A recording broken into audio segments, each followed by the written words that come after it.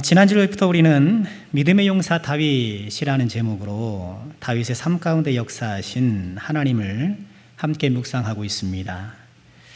일그러진 영웅 사울을 대신해서 다윗을 선택하신 하나님. 그러나 이 다윗은 아버지 이새의 집에서조차 가치 없게 여겨진 말제였었지요. 그러나 하나님은 그 말제 다윗을 택하사 기름을 부어 주십니다. 이 세상에서 변변하게 내세울 것 없는 말제 같은 우리지만 하나님이 함께 하실 때에 아름답고 복된 인생이 될 수 있다는 것을 보여주신 것이죠. 사울이든 다윗이든 하나님이 왕으로 세우실 때에 그 공통적인 프로세스가 관찰됩니다. 먼저 하나님이 선택하시고 또 기름 부으시고 그 증거로 성령이 임재하시고 마지막으로 사람들이 인정할 만한 공로를 세우는 것, 이 과정을 거쳐서 왕을 세우시더라고요. 하나님의 선택, 또 기름 부음, 성령의 감동, 또 공적인 인정. 사울도 이 과정을 거쳤어요. 하나님이 사울을 선택하셨고 또 사무엘을 통해 기름 부으셨고 또 그러자 이 사울이 하나님의 영의 감동을 받아 선지자들 사이에서 예언도 하게 되는 그런 일이 있었습니다. 그리고 이 왕으로 선택을 받았지만 베냐민 출신이라는 것 때문에 가장 미약한 지파 출신이기 때문에 이 사람들이 못마땅히 여기니까 암몬 사람들로부터 야베스를 구원하게 하시는 그런 공로를 세워서 사람들에게 인정을 받게 하십니다. 우리가 살펴보고 있는 다윗도 동일한 과정을 거치고 있습니다. 다윗을 선택하셨고 역시 사무엘을 출장 보내셔서 기름을 부으셨고 또 사무엘상 16장 13절에 보니까 기름 부음을 받은 다윗이 여호와의 영에 크게 감동되었다 이렇게 전하고요. 그리고 이제 마지막 단계인 많은 사람들 앞에 공로를 세우는 그 과정 앞에 서 있게 된 것이죠. 기름 부음 받은 다윗이 온 이스라엘 앞에 드러나게 된 데는 우연을 가장한 하나님의 섭리가 있었습니다. 그때의 이스라엘은 사울 왕을 비롯해서 온 이스라엘 군대들이 엘라 골짜기라는 곳에서 블레셋과 대치하고 있었지요. 아직 군인으로 징집되지 못했던 이 소년 다윗은 아버지의 도시락 심부름으로 전장에 있는 형들을 찾아가게 되고 그때의 블레셋의 싸움꾼 골리앗을 보게 됩니다. 하나님의 군대를 모욕하는 것에 의분을 느낀 다윗이 골리앗과 싸우게 된 이야기죠. 이 다윗과 골리앗 이야기는 우리가 다 잘 아는 그런 이야기니 줄거리는 생략하기로 하겠습니다. 다윗과 골리앗 이야기는 너무나 유명하지요. 교회를 안 다니는 사람도 다윗과 골리앗 이야기를 합니다. 그래서 키가 큰 거구의 운동선수를 골리앗에 비유하지요. 골리앗 센터 소장원, 테크노 골리앗, 최홍만. 근데 소장훈 선수는 굉장히 싫어했다고 해요. 내가 왜 골리앗이냐는 거예요. 골리앗은 지잖아요. 또 골리앗은 나쁜 편이잖아요. 골리앗에 견주는 사람들은 썩 기분이 유쾌하지는 않을 거예요. 다윗이 골리앗을 이긴 이 이야기는 다만 다윗이 왕이 되는 그 프로세스 가운데 하나가 아니라 그 과정의 한 부분이 아니라 오늘날 우리들이 맞닥뜨릴 수 있는 수많은 인생 골리앗을 이길 수 있는 그런 영적인 방법을 우리에게 제시해주고 있는 것이죠. 그렇죠. 우리도 살아가면서 수많은 골리앗을 맞닥뜨리게 됩니다. 어느 날 불쑥 질병이라는 골리앗이 나를 찾아올 수도 있고요. 의도치 않은 불의의 사건, 사고가 닥치기도 하고요. 또 경제적 위기라는 골리앗이 나를 힘들게도 합니다. 또 이런 골리앗은 이렇게 외부에서 나에게 다가오는 것뿐만 아니라 우리 안에서 또 나타나기도 해요. 오늘 설교 제목, 이 골리앗 끝장내기라고 정해보았는데요. 사실 이 제목은 같은 이름의 책에서 따온 것입니다. 이 골리앗 끝장내기. 미국 패션시티 교회라는 교회를 담임하고 있는 루이 기글리오라는 목사님이 저술한 책인데요. 영어 제목을 보면 골리앗 must fall. 골리앗은 반드시 무너져야 한다. 죽어야 한다. 뭐 그런 뜻이고요. 근데 우리 번역을 참 잘한 것 같아요. 골리앗 끝장내기. 또 이 영어 제목의 소제목을 보면 당신의 골리앗과의 싸움에서 이기기, 뭐 이렇게 번역이 될 것인데, 우리 한글 번역으로는 내 안에 지긋지긋한 거인들과의 한판. 이렇게 보다 더 생생하게, 저는 이렇게 제목을 보면서 이게 번역한 분이 참 훌륭하게 번역을 했구나, 그렇게 생각을 했습니다. 골리앗 끝장내기. 이 골리앗 끝장내기라는 이 그길로 목사님의 이 책에서는요, 방금 말씀드린 것처럼 우리 외부에서 우리에게 다가오는 골리앗도 있지만 우리 내부에서 자라온 골리앗도 있다라고 아주 날카롭게 지적합니다. 이 목사님은 우리가 끝장내야 될 골리앗을 두려움의 골리앗, 거절감에서 오는 그 상처의 골리앗, 안일함의 골리앗, 또 해소되지 못한 분노의 골리앗, 또 중독의 골리앗, 이렇게 구분해서 이런 우리 내면의 골리앗들을 어떻게 끝장낼 수 있을 것인가에 대한 성경적 통찰을 우리에게 주고 있습니다. 그렇죠. 외부에서 나에게 다가오는 골리앗도 문제지만 우리 내면의 골리앗, 이 책의 소제목 번역처럼 지긋지긋한 내면의 골리앗이 있는 것이 우리의 실존이라는 거예요. 좀처럼 끊지 못하는 죄의 습관, 좀처럼 바뀌지 않은 언어 생활, 또 불평, 불만의 습관들, 이 모든 것들이 거대한 골리앗이 되어서 내 영혼을 압박하고 짓누르고 하나님께서 주시는 그 자유와 승리의 삶을 살지 못하도록 방해하고 있다는 거예요. 여러분은 어떤 골리앗이 있습니까? 지금 어떤 외부의 골리앗이 여러분의 길을 가로막고 어떤 내부의 골리앗이 여전히 큰 소리 치면서 위세를 떨치고 있습니까?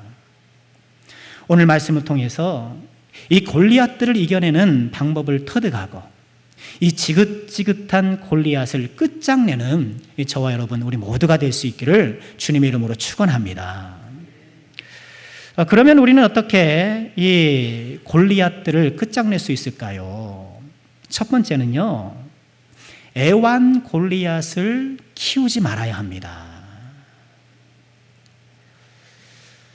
가끔 TV나 이런 인터넷의 신문을 보면 중동의 부호나 또 미국의 이 부자들은 맹수를 애완동물로 키우는 경우가 간혹 있다고 합니다.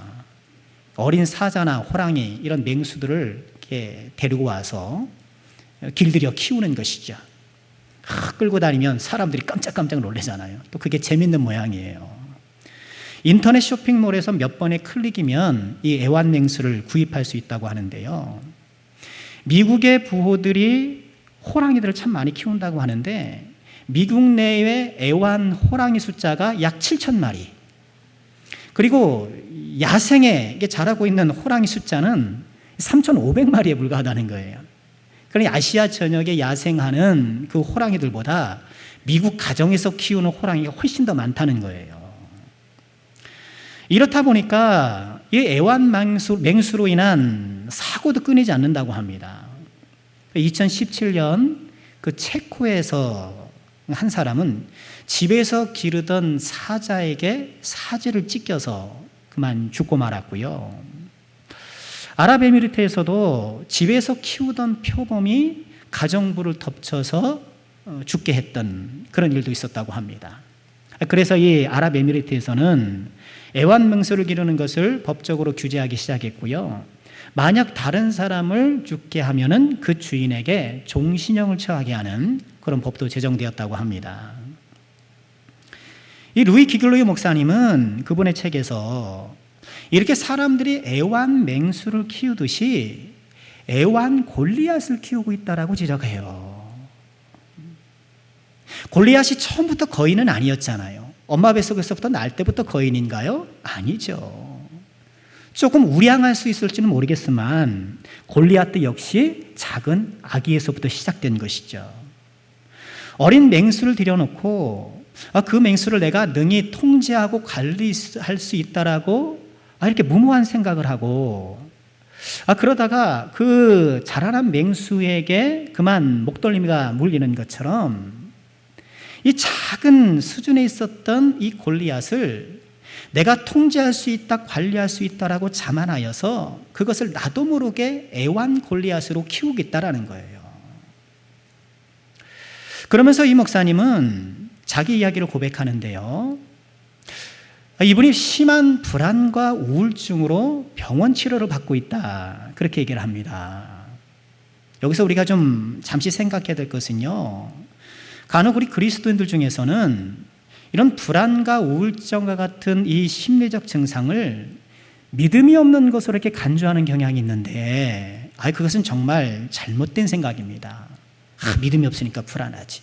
믿음이 없으니까 그렇게 우울하지. 그럼 그것은 정말 잘못된 생각이에요. 그런 정죄적 생각을 제발 버리시기를 부탁드립니다. 그건 정말 잘못된 거예요. 우리 몸도 우리의 신체적 균형이 깨어지면 육체적 질병이 찾아오는 것처럼 때로는 우리의 뇌가, 때로는 우리의 심리 구조가 균형을 잃게 되면 불안과 우울이 찾아올 수 있는 거예요. 여러분, 그전에는 우리 치매 걸린 어르신들 몰랐을 때는 뭐라 그랬습니까? 아유, 저기 어디 노인네 망령 들었다 그랬어요. 망령 들었다. 그렇죠. 한 소리 또 하고 저기 갖고 이렇게 그러면 통제가 안 되는 그런 노인들을 보면 망령됐다라고 얘기했어요. 근데 요새는 그렇지 않잖아요. 망령된 것이 아니라 뇌질환의 한 부분이잖아요. 우리 뇌도 그렇고 우리의 마음의 심리 조직도 그렇고 심한 충격을 받게 되면 이 불안과 우울이라는 증상이 나타날 수 있는 거예요. 그러니 믿음 생활하면서 이 신앙생활하면서 내가 불안과 우울증이 있는 것을 또 감춰요. 왜? 믿음 없다 소리 들을까 봐. 그러면 안 돼요. 그러니 내가 육체적 질병이 있을 때 기도하면서 치료받는 것처럼 내일은 심리적인 마음의 질병이 있으면 역시 기도하면서 병원 치료도 받고 상담도 받고 그런 의학적 조치를 같이 동원해야 되는 것입니다. 자, 이 루이 귀글로이 목사님은요, 본인의 불안과 우울증, 이 불안과 우울이라는 이 거대 골리앗이 통제 욕구와 인정 욕구에서 비롯되었다, 이렇게 스스로 진단하고 있더라고요. 지금 나에게 이 불안과 우울이라는 거대 골리앗이 나에게 공격하고 거기에 싸우고 있는 이유는 사실 통제 욕구와 인정 욕구라는 그 작은 것에서부터 시작되었다라는 거예요. 그분이 말하는 통제 욕구라는 것은 그런 것이에요. 내가 맞닥뜨리는, 내가 개입하는 어떤 상황에 반드시 좋은 열매를, 결과를 내야 된다라는 그런 강박관념이 있었다는 거예요. 이분이 목사님이잖아요. 그러니 새롭게 이제 어떤 사역을 시작할 때는 그 사역에서 빨리 좋은 결과를 내고 싶은 거예요. 어떤 변화가 일어나고 또 긍정적인 어떤 그런 일들이 열매가 나타나고 그러길 바랬던 거예요. 우리도 그럴 수 있죠. 내가 새로운 직장에 갔을 때에 또 새로운 프로젝트를 맡았을 때에 내가 어떤 성과를 내야지. 근데 어떤 성과를 내야겠다라는 것은 좋은데 그것이 과도해서 성과를 내야 된다는 것에 쫓기게 되고 거기에 지나치게 내가 몰입하게 되면 부작용이 생기게 되는 것이죠. 그분은 그랬다라고 얘기를 하는 거예요. 자칫 이분도 그랬던 것처럼 목회도 그렇게 되겠다라니까요. 제가 우리 교회에 부임한 지 이제 5년이 됐잖아요. 그러나니 그런 조급함이 생길 수도 있겠더라고. 빨리 뭔가 좀 교회가 부흥하고 막 사람 막 모이고 막 해야 된다는 그런 생각들. 물론 우리 교회는 부흥하고 하나님의 역사가 나타나야 되겠지만 그것은 내가 뭐 하려고 해서 내가 욕구를 막 일으켜가지고 내가 전전긍긍한다고 되는 것이 아니라 성령께서 성령의 흐름에 따라 하나님의 뜻에 따라 이루어지는 것에 내가 믿음으로 편승해서 하나님의 역사를 따라갈 때 이루어지는 것이지, 인간의 어떤 욕심과 과도한 욕망이 그것을 이끌어내는 것은 아니거든요. 우리는 이런 통제 욕구에 그러니까 사로잡히지 않도록 좀 조심할 필요가 있고, 또 이런 통제 욕구는 그분은 스스로 진단하기를 인정 욕구 때문에 그랬다라는 거예요. 인정받고 싶은 것, 내가 하는 일을 내가 잘 통제해서 거기서 결과를 이루려고 했던 그런 욕구는 사실 내가 잘했다 소리 듣고 싶었다는 거예요. 그런 인정 욕구. 여러분 어떤가요? 나는 좀 인정 욕구에 강한 편인가요? 좀 잘했다 소리를 듣고, 그렇잖아요. 그럴 때가 있어요. 물론 잘해야 하지만 잘했다 소리를 듣고 싶은 그런 욕구가 나를 지배하면 큰 부작용이 생길 수 있는 거예요. 결국 이분은 이 목사님의 어렸을 때의 삶 가운데 자라왔던 이 통제 욕구와 인정 욕구를 사전에 차단하지 못한 터에 이것이 점점 자라나서 결국 불안과 우울증의 거인이 되어서 그 때문에 인생에 많은 에너지를 낭비하게 되었노라, 그렇게 고백하고 있는 거예요. 어린 맹수를 사왔을 때는 내가 얼마든지 통제할 수 있겠죠. 내가 전 먹이고 내가 움직이기도 하고 내가 팍 끌어당기기도 하고. 그러나 어느새 그 어린 맹수는 한순간에 나의 목덜미를 물어제낄 수 있는 거대한 맹수가 될 수 있다는 거예요. 내가 방치했고 내가 가볍게 여겼던 내 안에 어떤 것들이 나도 모르게 내가 그것을 애완동물처럼 키운 까닭에 그것이 거대한 골리앗이 되어서 나의 삶에 큰 고통을 가져올 수가 있다는 거예요.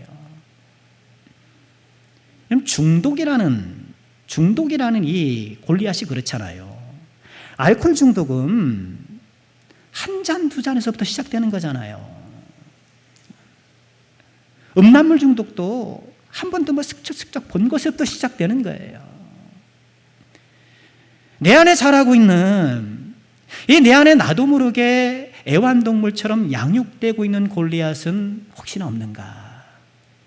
이 성령의 조명 아래 우리의 삶과 우리의 심령을 두루두루 살펴서 애완 골리앗을 발견하고 즉시 그것을 쫓아내고 그것을 차단할 수 있는 우리가 될 수 있기를 바랍니다. 여전히 떨치지 못한 죄악의 습관이 있습니까? 알면서도 고치지 못한 그런 것이 있습니까? 3m에 육박하는 골리앗이 되기 전에, 거인이 되기 전에 빨리 정리하시길 바랍니다. 골리앗을 끝장내는 두 번째 방법은 골리앗에 맞서는 것입니다. 자, 지금 이스라엘 군대와 블레셋 군대가 엘라 골짜기에서 대치 중이라고 말씀을 드렸습니다. 이 블레셋 쪽에서 이 거구의 싸움꾼이 나와서 맞짱 뜨자고 하는 거예요. 야, 우리 다 같이 다 백병전 치는 것보다 더 피곤하고 힘드니까 한 사람씩 나와서 우리 맞짱 뜨자. 그래서 이기는 사람이 이기는 거로 하자. 이렇게 자신만만하게 골리앗이 큰 소리 치고 있는 것이죠. 성경은 이 골리앗이 얼마나 거구의 장사인지를 상세하게 보도해요. 4절 말씀 보니까 블레셋 사람들의 진영에서 싸움을 도두는 자가 왔는데 그의 이름은 골리앗이며 가드 사람이라 그의 키는 6규빗 1뼘이다. 여러분, 규빗은 보통 이 손끝에서 그 팔꿈치까지 길이라고 하잖아요. 약 45cm로 환산을 하면 2m 90이 넘어요. 2m 90이 넘어요. 그가 입은 갑옷의 무게만 해도 56kg. 여러분, 군장이 몇 킬로죠? 그보다 더 무거워요. 창날의 무게만 해도, 창이 채가 아니라 창 끝에 있는 창날의 무게만 하더라도 6.8kg. 이 험상궂게 생긴 이 골리앗이 또 입은 얼마나 거친지 왕을 모독하고 하나님을 모욕하고 아주 그냥 말로 다 누르고 있는 거예요. 이런 골리앗의 도발에 사울과 온 이스라엘이 어떻게 반응하고 있습니까? 11절에 보니까 이 말을 듣고 놀라 크게 두려워했다. 크게 두려워하고 있는 거예요. 감히 맞설 생각을 못하고 감히 누구도 나서지 못하고 그저 벌벌 떨고 있더라는 거예요. 그리고 이 골리앗이 어떻습니까? 16절에 보니까 이 블레셋 사람이 40일을 조석으로 나와서 몸을 나타내었더라. 이 40일 동안 아침 저녁으로 나와서 하루 종일 정기적인 시간에 나와가지고 이렇게 막 큰 소리 치면서 기를 지키고 있었던 거예요. 사울을 비롯한 이스라엘의 문제는 무엇인가요? 아무도 이 골리앗에게 맞서 싸우러 가지 않았다라는 거예요. 그래서 40일이 되는 내내 골리앗이 밥 먹으러 들어가기를 기다렸고 해가 떨어져서 잠자러 들어가기를 기다렸고 그러기만 기다리고 있는 거예요. 골리앗과 감히 맞서기보다는 골리앗과의 이 불안한 동거를 선택한 거예요. 맞서니까 힘들잖아요. 피곤하잖아요. 이긴다고 확신이 없잖아요. 그러니까 적당히 소리 지르게 놔두는 거예요. 적당히 모욕하게 놔두는 거예요. 함께 가고 있는 거예요. 오늘날 그리스도인들의 문제가 바로 이것이 아닌가 싶어요. 내 안에 분명히 척결되어야 하는 골리앗이 있음에도 불구하고 그것을 내가 척결하기보다는 이 죄를 내가 경각심을 갖고 그것을 떨쳐버리기보다는 그것을 내가 관리 통제하려고 하는 거예요. 여러분, 죄를 관리 통제하려고 하는 것만큼 위험한 생각이 없는 거예요. 죄를 회개하라고 했지, 죄를 용서받고 죄를 빨리 끊어내라고 했지, 그것을 적당히 죄의 둘레를 쳐주고 울타리를 쳐주고 그 안에 가두려고 한다는 건, 여러분, 죄는 결코 가두어지지가 않아요. 그것은 점점점 자라가게 되어 있고 우리의 모든 심령과 인생을 갉아먹는 좀벌레, 그 누르게 되고 말 거예요. 믿음의 영웅으로, 이 다윗이 하나님 앞에 믿음의 영웅으로 인정받고 칭찬받을 수 있었던 것은 무엇인가요? 온 이스라엘과 사울과는 달리 골리앗에게 맞섰기 때문인 거예요. 맞서지 않으면 이길 수가 없어요. 당연한 것 아닙니까? 공부를 안 하면 성적이 오를 수 없어요. 내가 열심히 일하고 노력하지 않으면 내 장사가 잘 될 일이 없죠. 그저 가만히 있어가지고 뭐 손님이 오나 오라 하면 뭐 팔이만 오지. 내가 열심히 하고 노력해야 결과가 있는 것처럼 골리앗에게 맞서 싸워야, 골리앗에 맞닥뜨려야 우리가 이길 수가 있는 거예요. 히브리서 14장은 죄라는 골리앗과 싸움을 포기한 패기 부족의 성도를 이렇게 지적한 바가 있어요. 너희가 죄와 싸우되 아직 피 흘리기까지는 대항하지 않는다는 거예요. 죄와 싸우긴 하는데 그것이 좀 불편하고 암긴하라는 것은 너무 잘 알고 있는데, 피 흘리기까지 정말 결상쟁의 마음으로 그것을 쫓아내기 위해서 힘을 다해 싸우기보다는 좀 해보다 말고 그렇더라는 거예요. 지금 사울을 비롯한 온 이스라엘 군대가 감히 골리앗에게 맞서지 못했던 이유는 뭡니까? 그들 마음을 장악하고 있는 두려움 때문이었죠. 그런데 이들이 잊고 있는 것은 무엇입니까? 그들이 하나님과 함께 한다라는 것, 하나님이 그들과 함께 하신다라는 것, 그것을 잊고 있었던 거예요. 여러분, 기억하십시오. 우리가 싸우는 모든 영적 전쟁이 되었든 우리 외부와 내부의 어떤 골리앗이 되었든 간에 우리는 이미 이긴 싸움을 하고 있다라는 거예요. 이미 이긴 싸움을 하고 있다라는 거예요. 질병의 골리앗이 아무리 등등하게 나를 위협해 오더라도 사망 권세를 이기신 예수 그리스도께서 우리에게 부어해 주신 이 부활의 능력이 있는 우리를 어떻게 이기겠습니까? 사망 권세조차 우리를 이길 수 없는데 그 어떤 세상의 어떤 것이 우리를 이길 수가 있겠습니까?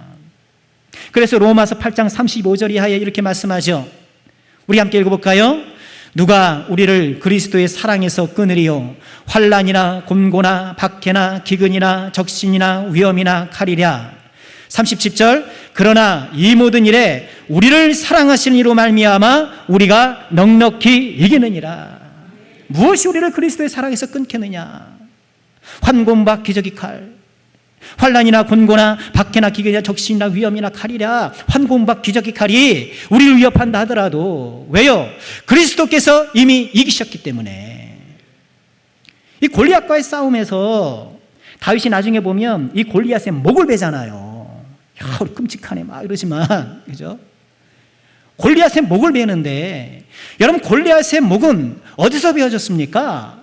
예수님의 십자가 골고다에서 이미 사탄의 머리가 박살이 나서 사탄의 머리가 떨어져 나간 거예요. 그 예수님의 그 능력이, 그 역사가 있기 때문에, 물론 당연히 역사적으로는 골고다가 후기 있지만 하나님께서 그 골고다에서 사탄을 이기시는 그 능력을 그 안에 예정해 놓으시고 그것을 실행하시기 때문에 역사적 시간적으로는 앞에 있지만 이 골리앗 역시 머리가 박살 나는 거예요. 예수님께서 십자가에서 골리앗의 머리를 이미 박살냈기 때문에, 이미 그것을 끊어버렸기 때문에 우리는 어떻게 해요? 우리는 이미 이긴 싸움을 싸우는 거예요. 왜 뱀의 머리를 잘라도 뱀 이빨에는 아직 독이 있잖아요. 그리고 뱀은 아시는 대로 머리가 잘려도 몸이 꿈틀꿈틀 움직이고, 그렇죠? 어느 정도 막 이렇게 머리도 막 이렇게 활동을 해요. 여유 끔찍하죠. 그런 거예요. 이미 그리스도께서 골고다에서 이 사탄의 머리를 끊어놨어요. 그러나 이 목이 달아난 이 사탄이 여전히 독을 품고 여전히 꿈틀대면서 우리 가운데 있는데, 우리가 방심하면 그 뱀의 독에 물리는 것처럼, 뱀의 독에 당할 수 있는 것처럼 우리가 이 영적 전쟁, 이 골리앗과의 싸움을 우리가 계속 해나가야 하는 것입니다. 지금 나를 위협하는 골리앗은 무엇입니까? 도망치지 마시기 바랍니다. 아니 뭐 남들 다 그러고 사는데, 저는 그것이 가장 우리를 위협하는 거라고 봐요. 남들 다 그러는데 뭐 교회 가보니까 다 비슷비슷하거든요. 적당히 믿음 생활하고 적당히 신앙 생활하고 그러지, 또 가끔씩 뭐 한 잔씩 하지, 뭐 어디 가면 뭐 즐길 거 다 즐기고 놀러 다니고 막 그러더라는 거예요. 그러잖아요. 그러면 다 그러고 사는데 뭐 괜찮은가 보다라고 가는 거예요. 골리앗을 끝장내고 싶다면 골리앗에 맞서야 합니다. 맞서야 끝장낼 수 있는 거예요. 골리앗을 끝장내려면 마지막 세 번째로 믿음의 물매를 사용해야 합니다. 자, 다윗은 골리앗과 싸우러 나가지요.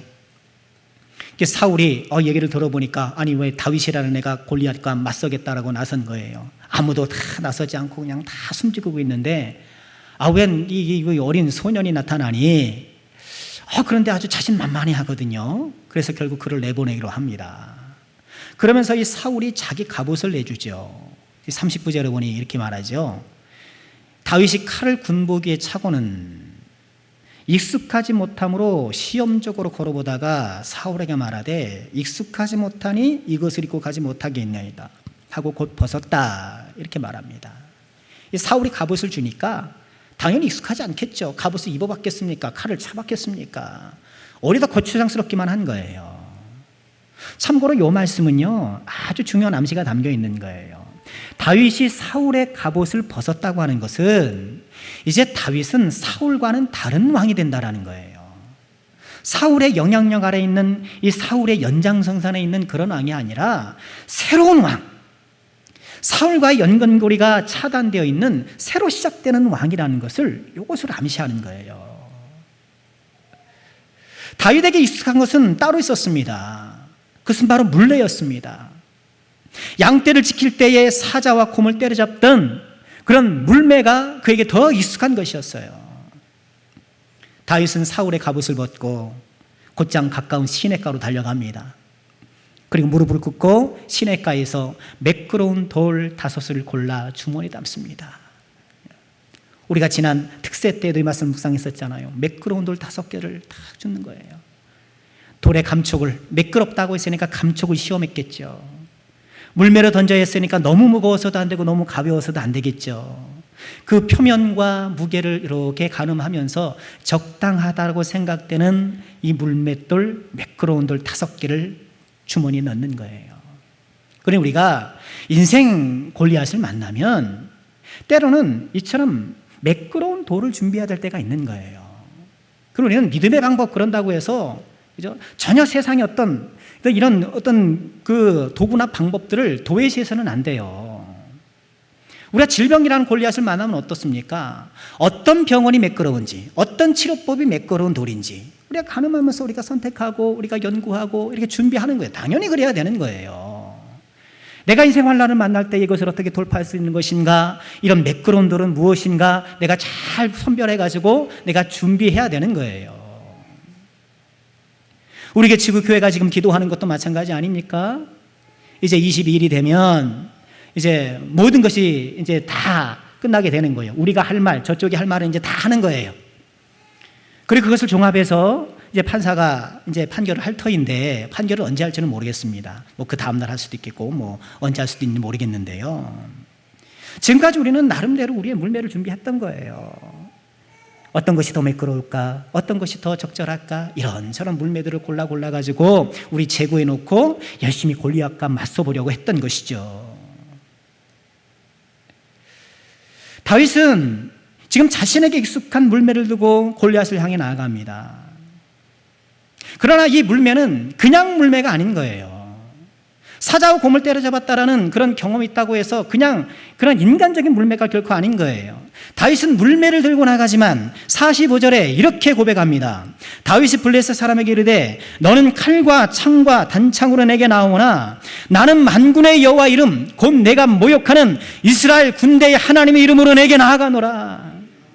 지금 물매를 들고 나가지만 그 물매는 그냥 그가 사용했던 물매가 아니라 지금 여호와 하나님 이스라엘의 군대의 하나님의 이름으로 가져가 나가는 물매, 믿음의 물매였던 거예요. 다윗이 선택한 그 매끄러운 돌이 이 믿음의 물매에 물려서 날아갈 때에 역사가 나타나는 거예요. 그래서 우리는 어떻게 해요? 이 믿음의 물매에 익숙한 사람이 되도록 이 세상은 우리가 골리앗을 맞닥뜨릴 때에 사울의 갑옷을 자꾸 유발하라 그러는 거예요. 너 갑옷 있어야 돼, 갑옷 있어야 돼. 사울의 갑옷을 자꾸 주지만 그래서 사람들은 번쩍이는 사울의 갑옷이 있어야 갑옷 하나 좀 있어야 내가 그래도 이 세상을 맞닥뜨리고 싸워나갈 것이 아니냐 그렇게 생각하는 거예요.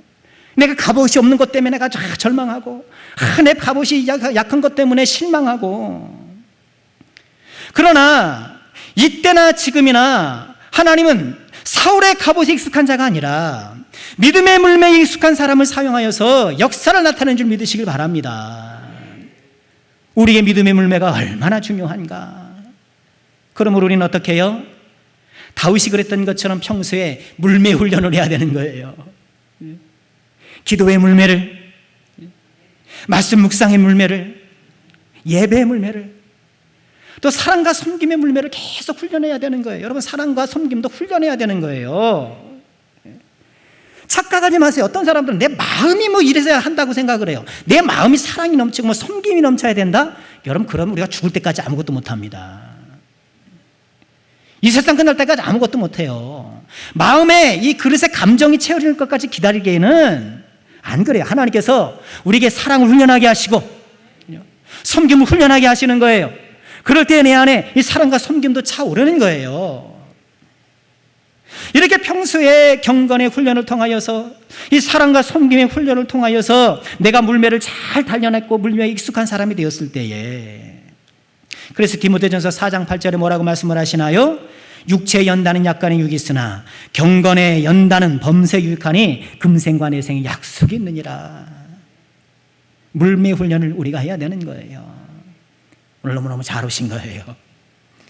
오늘도 예배의 물매를 힘차게 준비하시는 우리 주의 종들이 내가 맞닥뜨리는 외부와 내부의 어떤 골리앗을 만나더라도 이 물매를 통해 넘어뜨리시고 떨어뜨리기는 그런 은혜가 있기를 주의 이름으로 축원합니다.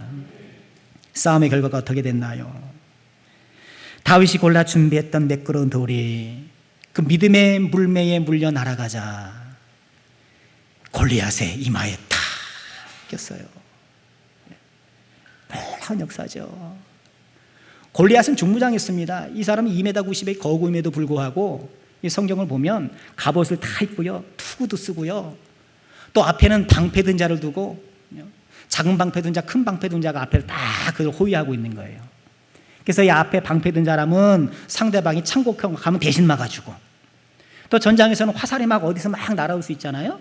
그래서 작은 방패 든 사람은 이렇게 보다가 화살 날아오면 막아주고. 아니 2m 90짜리가 칼고 보면 되게 겁병인가 봐요. 여러분, 골리앗은 대단해 보이고 굉장히 위험해 보이지만 아무것도 아니에요.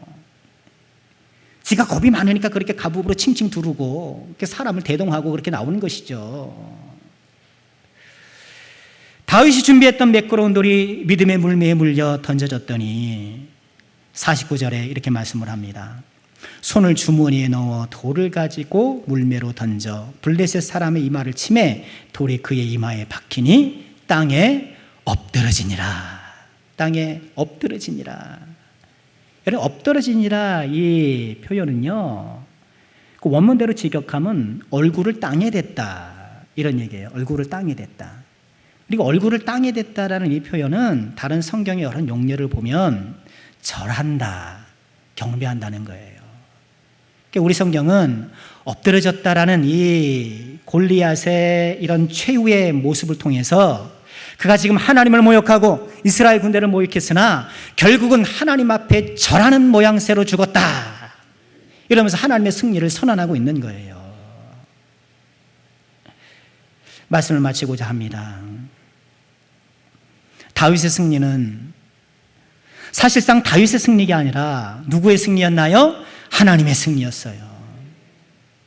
다윗이 엘라 골짜기에서 골리앗의 머리를 끊어놓은 것처럼 예수 그리스도께서 골고다 언덕에서 사탄의 머리를 밟으셨습니다. 그 능력이 다윗과 함께 하였고, 그 능력이 우리의 내외부의 인생 골리앗을 만나 당황하는 우리와 함께 하십니다. 골리앗을 키우지 마십시오. 골리앗을 피하지 마시고 맞서십시오. 우리 손에 쥐어주신 믿음의 물매를 사용하십시오. 사탄의 머리를 밟으신 그리스도께서 우리의 인생의 골리앗의 머리를 밟아 승리케 하실 줄 믿습니다. 이 주님의 능력으로 안팎의 골리앗을 끝장내어 우리 주님께서 이루신 그 승리를 누리며 살아가는 저 여러분 우리 모두가 될 수 있기를 주님의 이름으로 축원합니다.